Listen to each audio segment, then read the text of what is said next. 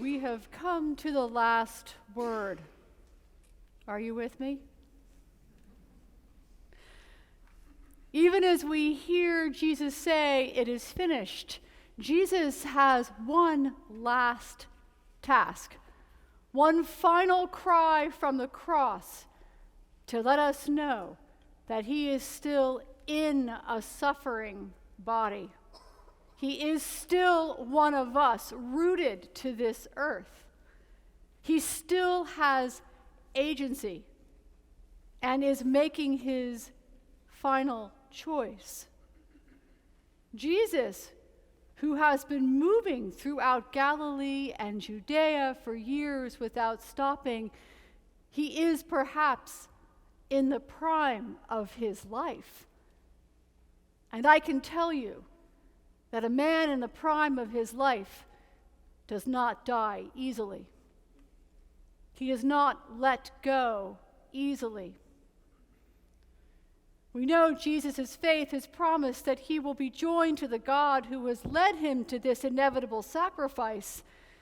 It's not a blind faith, but a faith that reveals awareness that he is going home to something bigger than all of this. As you may know by now, my ministry during the week is at Memorial Sloan Kettering, where I am the palliative care chaplain. Memorial is a place where cancer patients are coming for the latest, most sophisticated treatments. Scientists are developing cutting-edge therapies that even a decade ago would not have been imaginable. Many patients start their treatments elsewhere and then come to Memorial for a second opinion and for customized interventions.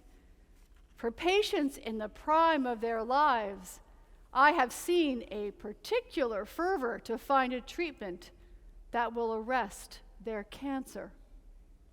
The body of someone young and previously healthy can withstand a chemical assault that would wither an older person. They are pushed to their limit. When I teach young doctors and nurses about spiritual care, I tell them no one is at the hospital to have a religious experience.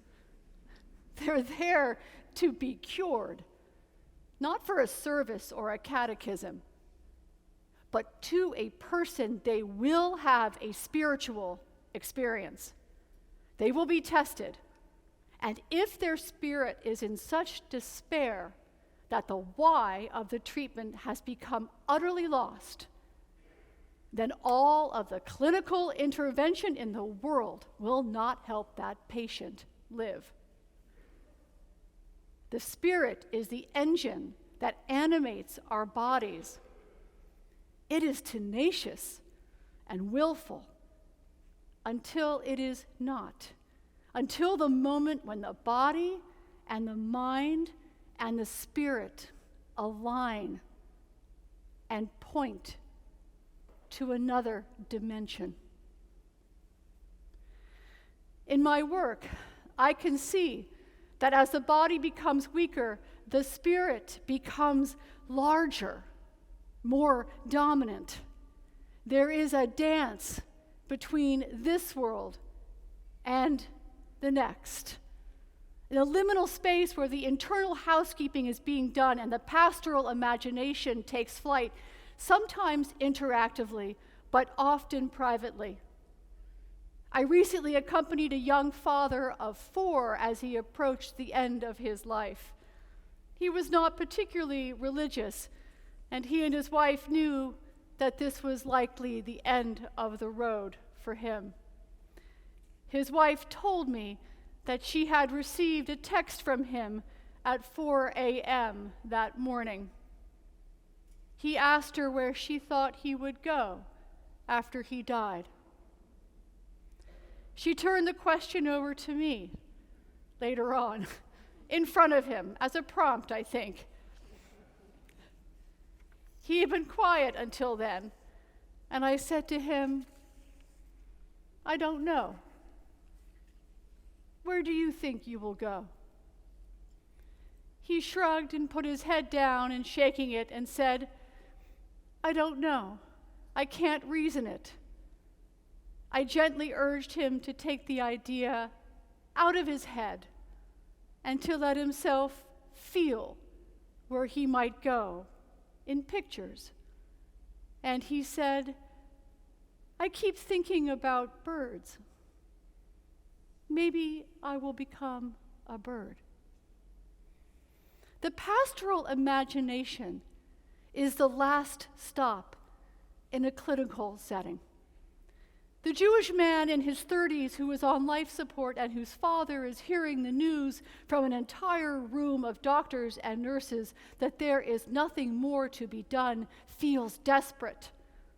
Watching a grieving father as he wrestles with the reality of not being able to control the outcome for his son is like watching the penny drop. He moves from doctor to doctor, from nurse and to nurse, pleading with each of them to make sure there's been no misunderstanding, no stone left unturned. And then, as a last resort, he turns to the chaplain in anguish and says, "What do we do now?" At that moment, we begin to engage the language of transcendence through prayer and ritual. The process of letting go of attachment to outcomes in this world has begun.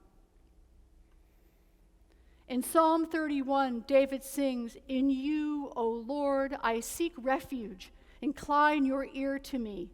Rescue me speedily.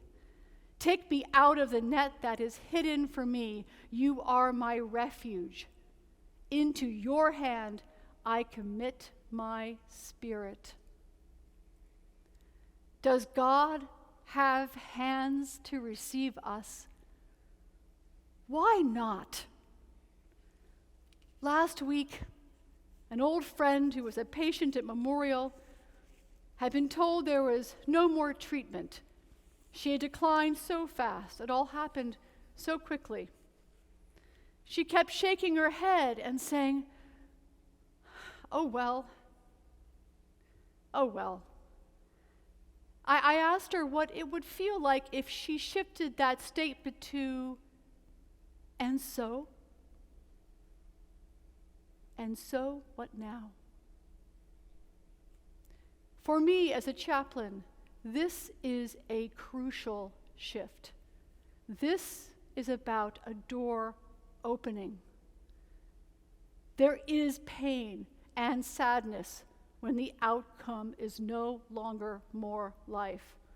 But there can also be relief as we are no longer burdened with the fight. What if we imagine it this way? What if, as the body is dying, the spirit can no longer be contained in such a diminished vessel? "Not my will, but yours be done."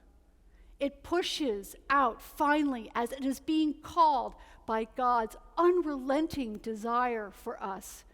God, whose hands are outstretched, waiting to catch the spirit and hold it close in rejoinder and love. Father, into thy hands I commend my spirit.